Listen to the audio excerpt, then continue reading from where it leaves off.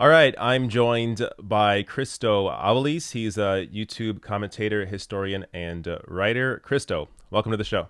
Thanks for having me. So I've had you on the show before. This time I want to have you on to talk about the NDP's New Deal for People. Before we get to that, though, what is your so you're engaged with the NDP? What actually is your position? Yeah, I'm a card-carrying member of the NDP. I try to disclose this on my channel when it's relevant. I'm a vice president of my local riding association in Kingston, Ontario, and I also sort of sit as a delegate to the party's provincial council, which meets a few times a year. But I've never been a paid staff person for the party. No, not now and not ever before. Yeah. So for Cool. disclosure. Yeah. Yep. All right. So before we even get to the NDP and what they plan to do for this election coming up, I want to talk a little bit about Trudeau and the Liberals. So we've almost had 4 years of Justin Trudeau and the Liberal Party. What has been your takeaway so far from Trudeau and the Liberals? Well, I think a lot of people are disappointed. I think there was a lot of optimism when Justin Trudeau was elected. As you saw, unlike with Ford or Trump down south, Justin Trudeau, when he won, had massive approval ratings. There were some polls done right after the election that put the Liberals at like 50%. And there was a real sense that Justin Trudeau was actually going to be different. He was going to keep the promises he made on electoral reform, on cutting fossil fuel subsidies, on, providing a better future for young people, on reconciliation with Indigenous peoples. And I could go on and on and on. And on all of those things, Trudeau has really failed. And sometimes he's failed because he's just not done the job right. But in other cases, he's failed because he lied about his intentions. With electoral reform, he could have done something. He could have implemented a system. He could have either implemented his ranked ballot system, which again would have been controversial, but he could have done it. He could have implemented mixed member proportional, which would have gotten support from both the Greens and the NDP. He could have even had a referendum where first past the post was left off the ballot, saying that I'm going to have a referendum between various proportional and non-proportional systems, but none of them will be first past the post, and we'll let the public decide. And he chose not to do that. And on climate change, we see that the Liberals have implemented a carbon tax. We've just heard today that carbon tax is constitutional, but there hasn't been nearly enough done to tackle the urgency that the climate crisis means to Canada. And I think it goes to the fact that the Liberals are in this constant tension. They need the broad base of progressives in Canada to win, but the Liberal Party doesn't represent those people. Their interests of the Liberal Party are the interests of kind of corporate Canada. And there are times when the Liberals can sort of skate that line, and there's no party better at skating that line than the Liberal Party. Maybe in the world there's no party better at that. But there are times like with SNC or when it comes between saying we want to have a climate emergency, but we're also going to build the pipeline that's going to worsen the climate emergency. Or, we want to talk about defending workers' rights, but we're going to stomp on the charter rights of postal workers. And so in any one of these kind of cases, they always lean towards the corporate side, towards the elite, towards the 1% and not the 99%. And I think a lot of Canadians are disappointed. Now, the Liberals are still polling, in second place, maybe first in a few polls. There are still a lot of people who are voting for them, and there are a lot of people who are afraid about splitting the vote and giving their vote to the Greens or the NDP or the Bloc or what have you. But I think a lot of people are really disappointed in Justin Trudeau. And one of the big factors is that Trudeau was extremely popular until basically like January or February. Yeah. That despite we already knew a lot of this. He had already started to lie about climate change. He had broken his electoral reform promise. The postal workers had just been legislated back to work. A lot of promises were the gay blood ban, which he promised to abolish. He didn't abolish. And all of that happened, and he was still very popular. And it's like when SNC happened and the treatment of Wilson Raybould and Philpott and even Cesar Savan happened, his numbers tanked. And now he's the most unpopular of the major party leaders, at least according to some of the polls we've seen. Scheer and Singh are both, moderately unpopular. Elizabeth May is actually quite popular, but Justin Trudeau is very unpopular right now. And it's going to be very interesting, I feel, because 2015, it was so much about the Justin brand, about what, the vision he brought, like the history of, another Trudeau and this young, dynamic, progressive, charismatic leader who's going to have his sort of Obama moment. But unlike Obama in some ways, he's going into the end of his, first term, much more unpopular. And I think that, it's going to be a real question about how the Liberals approach this election, where Justin isn't the meal ticket he was 4 years ago. Yeah. And I think, I mean, at least for me, I think the reason why the SNC-Lavalin case for him was such a huge factor in terms of him losing popularity is because at that point, I think the mask was off. I mean, at that point, I think it was obvious. There was no more hiding it. The Liberal Party is more interested in protecting massive corporations than they are in doing the right thing. And I think it was clear in that moment. And, an issue that I wish people got more riled up about before that happened is electoral reform. Yeah. I mean, this is an issue where he like the campaign in 2015 so hard on electoral reform. I mean, they rode that till the end, and then just to completely abandon it for me was massive because it showed you that they realized if they had pushed for electoral reform, then that could be the end of them, because then that gives potentially more power to the NDP and the Greens. So it was sort of their way of just of using a campaign issue as a way to win, and then completely abandon it after realizing that the reason that they won was because of the current system. So it's I mean, this is a scenario where it's really hard to imagine the Liberal Party ever going through with electoral reform, and especially the Conservative Party, because these are two parties that benefit from the current system. You really need a party like the NDP to come into power to be able to actually transform the system, because they'll be aware enough to know that this might not last forever for them. And it may be the NDP's one chance to actually change the system. So, I mean, on that issue, I hope that's going to be one of the issues that that Jagmeet Singh focuses on in the upcoming election.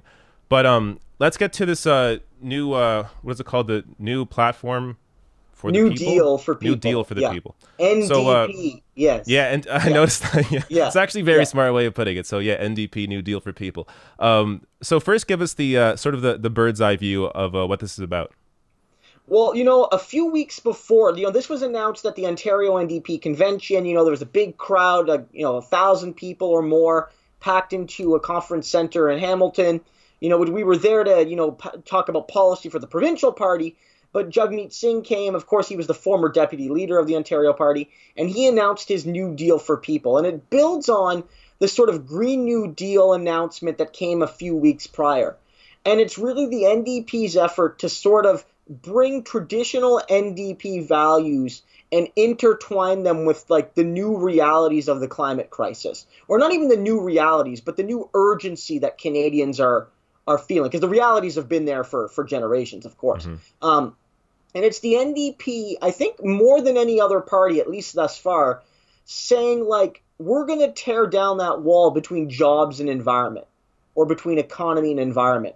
And we're going to say, for the first time amongst a major political party, that it's not jobs or the environment, it's jobs and the environment.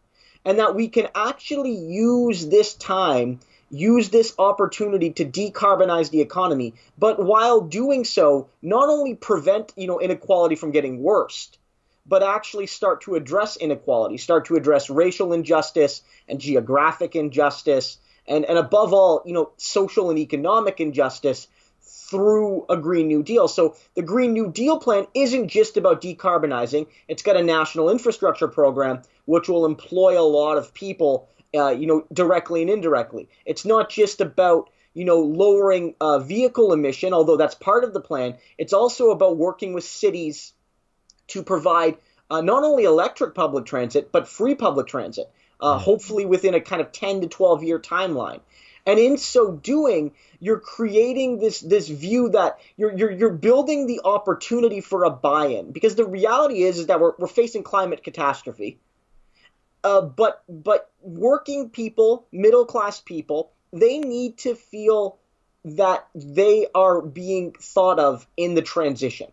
They need Mm-hmm. to have that they because the reality is that you need those people's votes. But if we are going to make the transition, you need that social consensus. Or you're never going to get a consensus, but you need a broad social a broad social agreement to make this happen. And it doesn't happen without intertwining, the environment and economy. And that's where the Green New Deal policy comes out. But the New Deal for people builds on that green element and tries to talk about the sorts of things the NDP will do beyond the environment. And there's a few things that Jagmeet Singh noted. One was a big focus on racial justice. That the original New Deal, of course, I know you've probably talked a bit about it on your channel. FDR's New Deal was great, but it was not racially equitable. It did in some cases help African Americans, but in others it set the stage for a post-war era where white middle class and working class people could afford homes and many black people couldn't because of the racist underpinnings of the New Deal. Jagmeet Singh's New Deal has kind of two major platforms. One is this real commitment to reconciliation with Indigenous people, and another is to kind of fundamentally end carding and end the criminalization of recreational drugs, both of which disproportionately affect the poor, the young, and the racialized, especially if you fit multiple of camps. Like if you're a young black man or you're a young man of color in Toronto, even though you're not necessarily more likely to use drugs or commit crimes, you're much more likely to be prosecuted because of police suspicion and racial profiling and things like that. So fighting for racial justice is a key element. Another key element is a comprehensive dedication to medical care.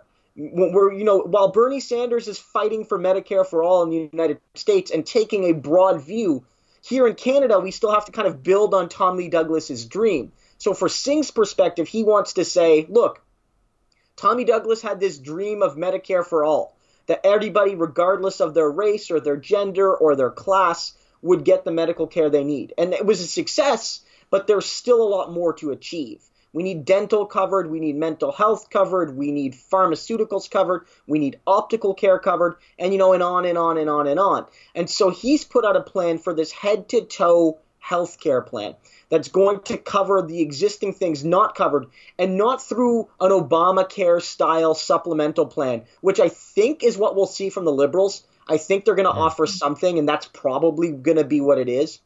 But rather a single-payer plan. And Singh's line is, when you go to the pharmacist, you won't need your credit card anymore. You'll pull out your health card to get the prescriptions you need. And I think that's an effective line.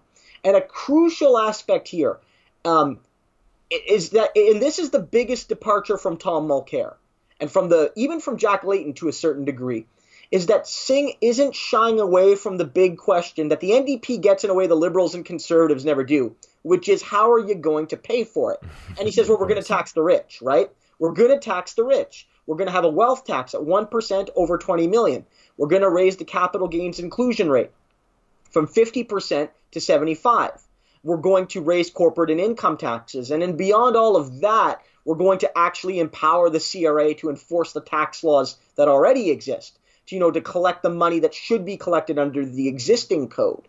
And so whether or not you agree with Singh's plan, he's leaning into the idea that the reason we don't have Medicare for all, a true Medicare for all in Canada, is because insurance companies and the wealthy don't want us to have it.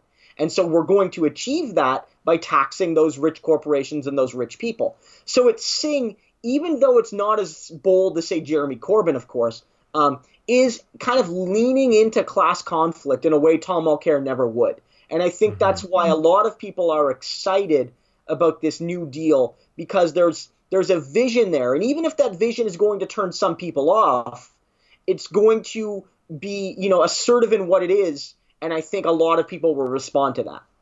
So I do really like how they are presenting this, because oftentimes when it comes to these issues, we often look at them as all these separate issues. So say we think of climate change as separate from tax policy, as separate from healthcare, whatever. So putting it all in kind of this one package, I think it is an important way to sell it.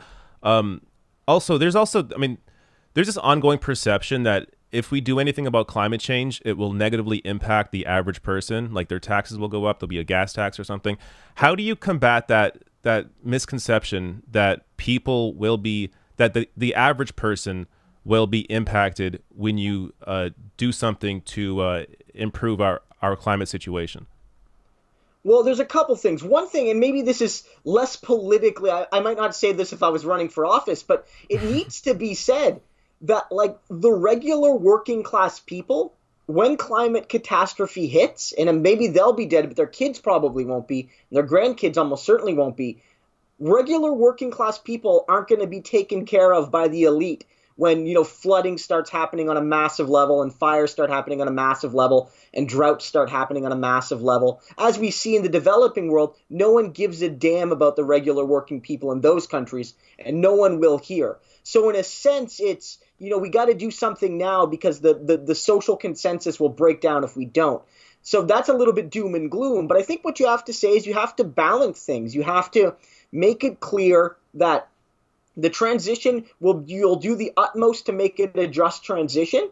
Not every single person can be guaranteed that their lives will get better or won't have, big changes, but that you can promote policies that look to take the people in the affected industries and give them the work they need. Whether it's transitioning people who work in oil and gas, some of them can be transitioned to green energy, or whether it's taking some of those workers and transferring them to in infrastructure work and retrofitting work. That's possible. Another factor you have to look at is the fact that you want to levy the taxes on the rich. You want to design your tax programs so that people the people who have benefited the most from the carbon situation as it is actually pay for the reparations going forward to fix it. And this is always tricky. I mean, I think we're both critical of the Liberals' carbon plan or an environmental plan, but they've sort of tried to do that by ensuring that most people end up getting more money back on the carbon tax than they pay into it.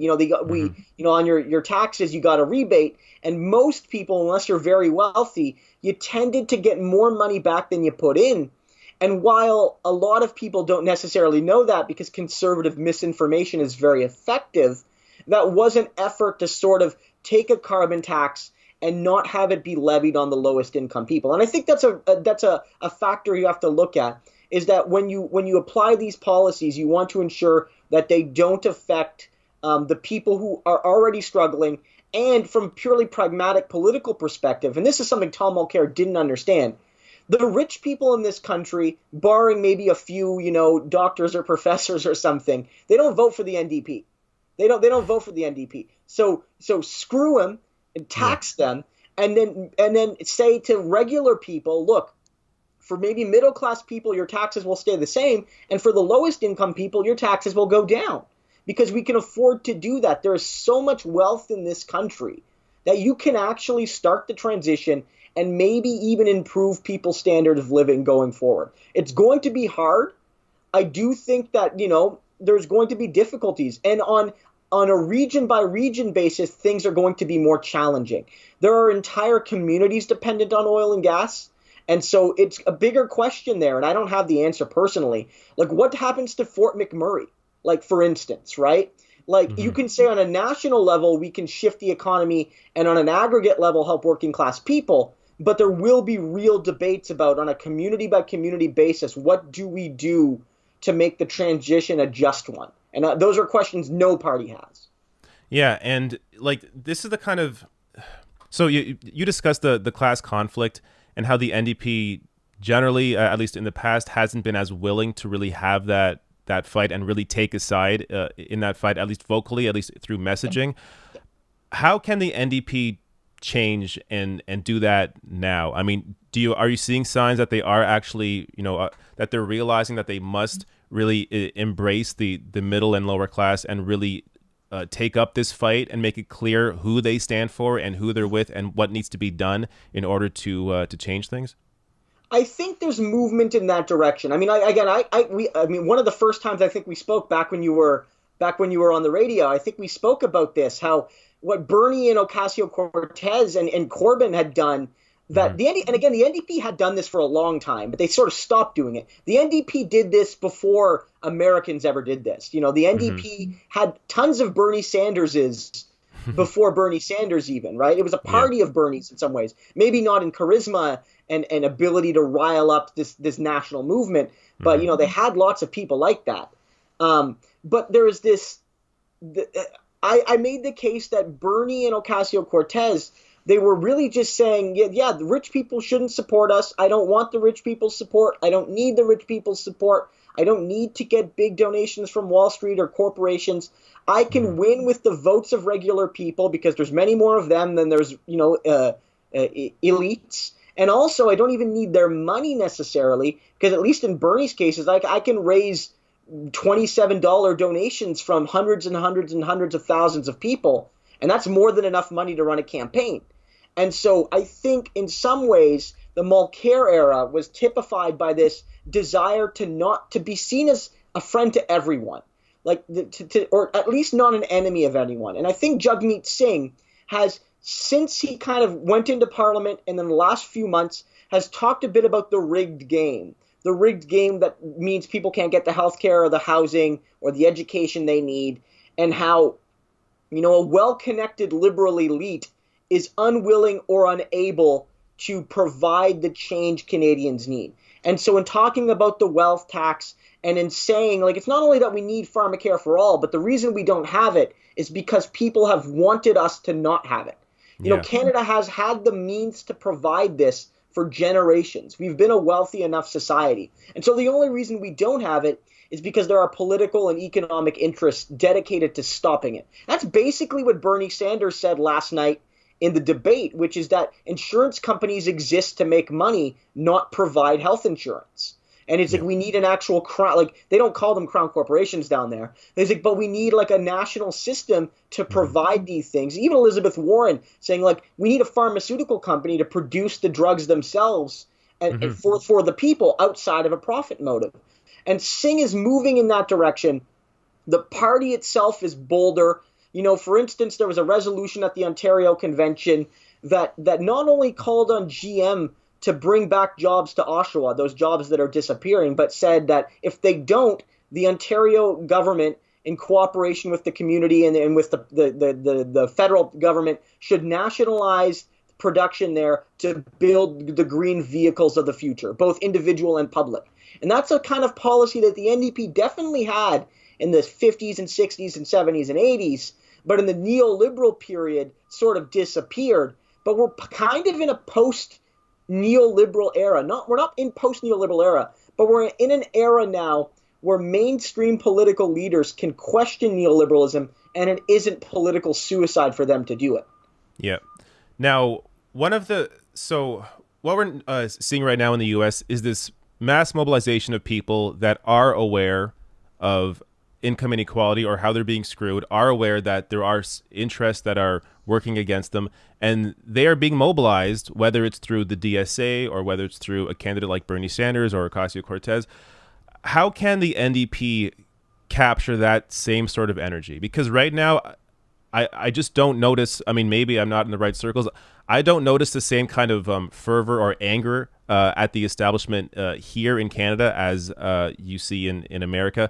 How can the NDP sort of create that class consciousness and work to mobilize people to be able to potentially, prop up a party like the NDP to be able to eventually form government?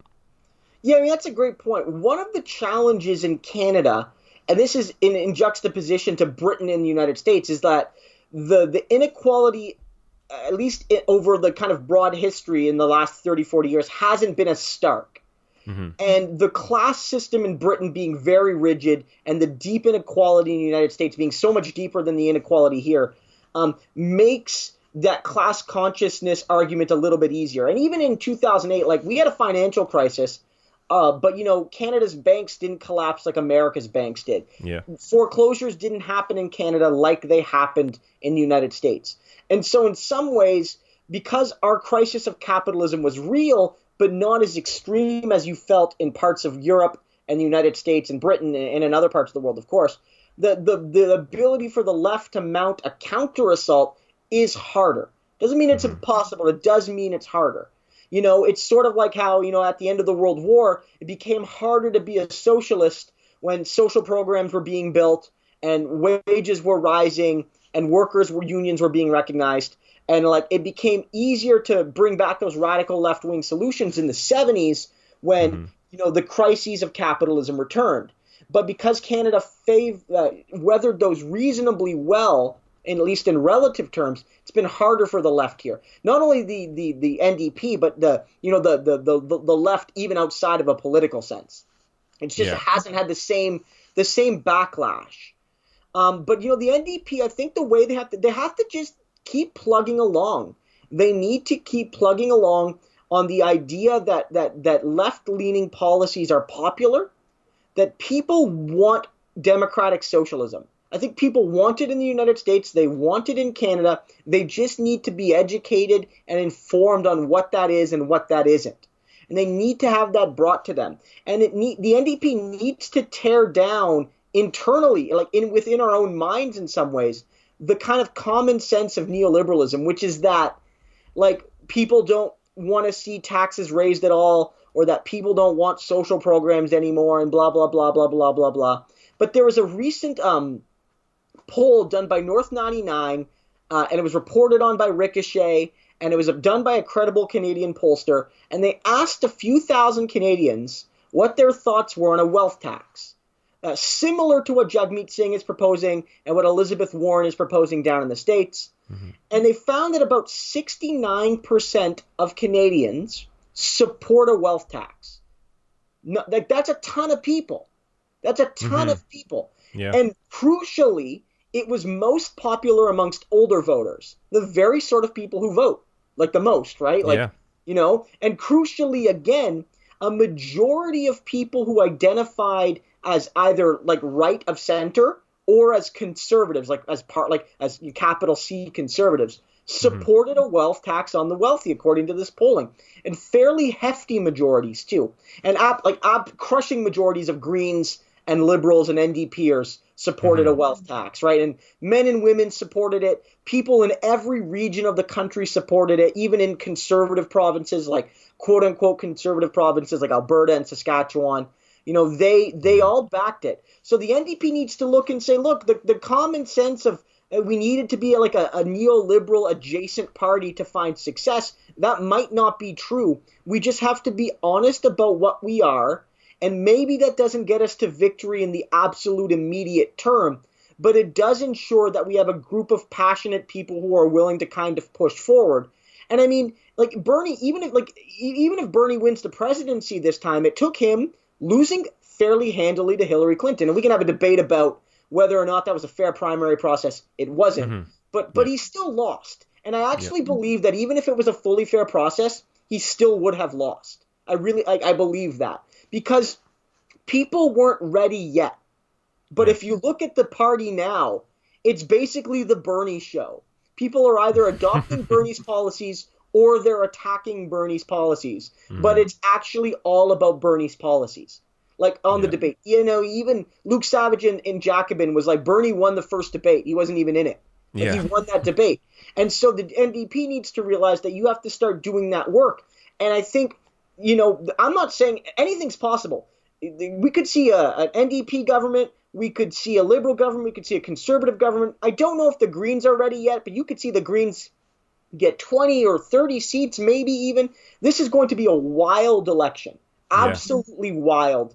Anything's possible. But I think a very realistic possibility right now is it's going to be a minority government where the NDP and maybe even the Greens will have immense ability to hold the balance of power. And having like a strong left vision, almost thinking ahead to the 2021 election, because minorities last on average about a year and a half. That would put us into 2021.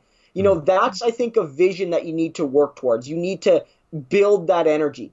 Because I think if you do that, people are going to be more interested to do the work for you. I can say this as a New Democrat.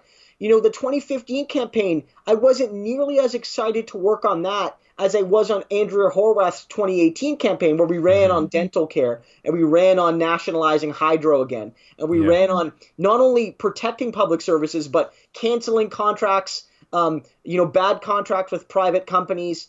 Once those contracts expired, we bring those services back into the public. And I was excited because you could go to Ontarians and say like, look, we got something exciting to tell you. And I could think that with this the New Deal for people, I think a lot more people who are like friendly to the New Democrats are going to be more excited to actually do the volunteer work, and that's going to pay off in dividend. This is the whole thing with Bernie and Ocasio-Cortez. They have incredibly impassioned groups of supporters, and you can't buy that. You can't buy that Yeah, passion and the that's right. thousands and thousands of hours of volunteer work. And so the Hmm. NDP needs to tap into that by actually inspiring young people and progressives and things like that. Yep. And I think that's the way forward. So that brings me to my last question here, and that's Yeah. the media's role in all this. So I always go back to the media. I cover the media a lot on my channel, but Yeah. it's because they still have a hold. I mean, there is a mass media. There is a media that Yes. people sort of watch, that Yeah. we all kind of coalesce around. Everything is based around what the media is saying. How do we change the conversation when, at least, I mean, right now, so we have a process where we have multiple parties, but we're still, oftentimes the mass media treats our politics like a two-party system. Yeah. So we'll Yeah. have the party in power and then the opposition party. So because the Mhm. NDP isn't in either of those positions right now, how can or what can we do to influence the media? Or maybe, I mean, I'm sort of answering my own question here by having you on the show on YouTube. So Yeah. Yeah. Yeah. maybe that's the role. I mean, so how do you see the media's impact on this year's election, and going forward, what can we do to change how the media communicates what they communicate? Yeah, I mean, this is actually something I just brought up fairly recently, is that a lot of media, and whether it's opinion pieces or news coverage pieces, on pharmacare, for instance, a lot of them are talking about pharmacare, and they're not actually mentioning that Jagmeet Singh has come out with like a definitive, clear statement that Yeah. he wants pharmacare for all, universal, single payer, coast to coast, done, right? Unequivocal statement, and the pieces don't have to agree with him. In fact, you might think like some sources would disagree with his plan, but Hmm. it's like a lot of sources are sort of not talking about it. It's like, what's Justin Trudeau gonna do? you Yeah. know and it's Yeah. like, well, like at the very least mention Jagmeet Singh's policy, because I feel like in a sense they're trying to obscure the reality, but the NEP will get coverage when a long running MP decides to not run again and saying Jagmeet Singh's failing as a Yeah. leader and That's things like so it's for you'll those get the hit negative pieces. Yeah. coverage and not the positive coverage in Yeah. some ways. And again, that's not universal. There was coverage of Singh's NDP announcement. There was coverage Hmm. of the Green New Deal announcement, but sometimes in these pieces, it's not noted that there's an alternative. And I've seen even good writers do this sometimes, where they've sort of talked about Trudeau and they've said, well, Scheer's not doing something, and they won't mention that, well, Singh or May or whoever actually is talking about this policy, and whether or not you agree with it, there's something else being offered. And even Hmm. just like a paragraph in an article could go to a reader, like a medium information reader, who could read that and will then kind of take it on their own way. So I do feel the mainstream media sort of does this. I mean, back in the Ontario election, TVO, Television Ontario, they did a primer on the election coming up. And in that primer, they did not mention Andrea Horwath or the NDP. They literally did not mention it. Wow. Her name did not show up. You could keyword search ONDP, New Democratic Party, Andrea Horwath, Andrea. None of it came up. Right? I had to check like 7 times because I didn't want to embarrass myself. Yeah. Like tweeting this out, basically being like they didn't even mention her. And as we know, Andrea Horwath finished in a strong second in that election, and then if things would have gone a little bit differently, she could have won. But it goes to show that the media at the beginning of that election had a concerted effort to kind of make it a win versus Ford contest, Yeah. even though that's not at all how it turned out. Yep. And so I agree 100%. Now, what we can do about it, I think we need to support independent left media. I think here on YouTube, you and I are some of the few people who talk about Canadian politics on YouTube. Yeah. There are some Canadian YouTubers who talk about politics, maybe from a right-wing perspective, like JJ Yeah. McCullough. There's a lot of those. Or, Yeah. yeah, or they talk about, like, I know there are some, I'm losing names here, but there are Canadians who talk about progressive issues but they talk about broader kind of international trends or theoretical Mm. trends, and that's great. Mm-hmm. And I mean, I do a little bit of that too, and I know you do as well. But they're Yeah. not like talking about like electoral politics and the news Yeah. and the day-to-day events. And so I Yeah. think we need more of that. I wrote a piece for Ricochet. I made a video about how anybody who wants to talk about current events from a progressive perspective, especially as it relates to Canada, sort of just needs to start doing it. And the more of Yeah. us that do it, the more of us that come on each other's shows, the more we collaborate and kind of collectively promote one another, you Mm-hmm. build those ecosystems. That's what the right's done, but that's Yep. sort of what BreadTube's doing. That's sort of what H-Bomb and ContraPoints and Mm-hmm. Philosophy Tube, they don't talk about Canada, of course, but they've sort of built this ecosystem of left-leaning YouTubers. Yep. And that's allowed for them to kind of all grow together, but also for new people to kind of come into those spaces. Um, and then beyond YouTube, it's like we got great media. Canada's actually got a great left podcast scene. Yeah. They got, Sandy and Nora. You Mm-hmm. got 49th Parallel. You have the Alberta Advantage people. You have Dog Island. I'm missing tons. They cover politics from a good left perspective. I don't always agree with all of them on every issue, but they bring valuable commentary. And of course, there's good sources like the T. There's good sources like Ricochet. There's good sources for Mm-hmm. a rank and file on labor news. And I think that's where it has to come from. The mainstream media has value. Of course, as you know, you had a role in mainstream media through your radio show.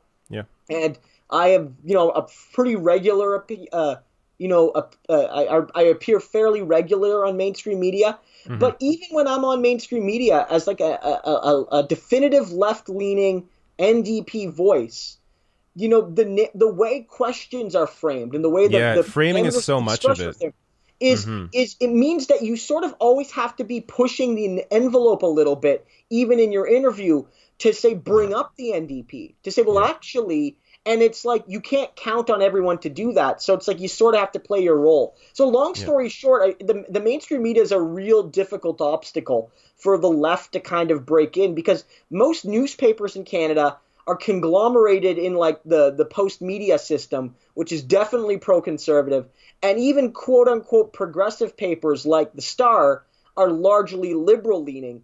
And outside of some media outlets, like online media outlets, there are very few sources dedicated to like the Green or NDP perspective.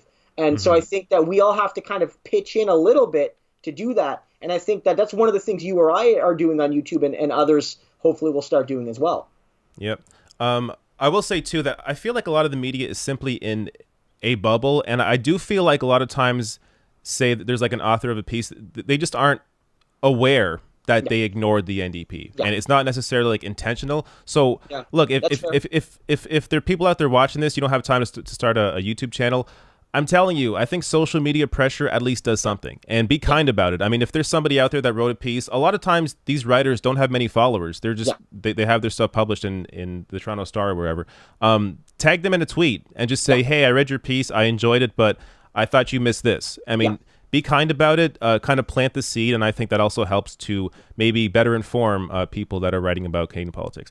But That's a great point. Now, I mean, I've done some of that. You don't want to embarrass people. You yeah, don't want to impugn motive. I mean, there are some cases where, yeah, some people who write in our national media, especially big names, like, embarrass the those hell out of people them, have right? their Like, own, yeah, some of these people are